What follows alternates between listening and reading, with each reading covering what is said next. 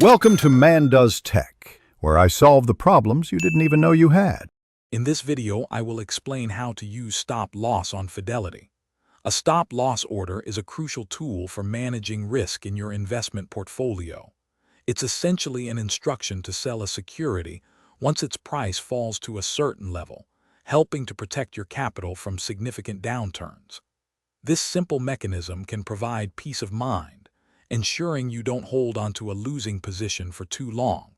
We'll cover how to set these up effectively. Placing a stop-loss order on Fidelity is straightforward. First, log into your account and navigate to the trade ticket for the stock or ETF you want to protect. Select Sell and then choose Stop Loss from the Order Type drop-down menu. You'll then enter your specific stop price, which is the trigger point for the sale, and the quantity of shares. Always double-check your entries before confirming the order to ensure accuracy. When setting a stop loss, you'll typically choose between a stop market and a stop limit order.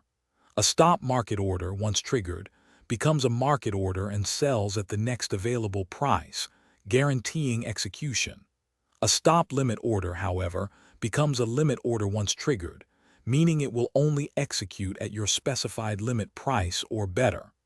While a stop limit offers price protection, there's a risk it might not fill if the market moves quickly past your limit. To maximize the effectiveness of your stop-loss orders, consider a few best practices.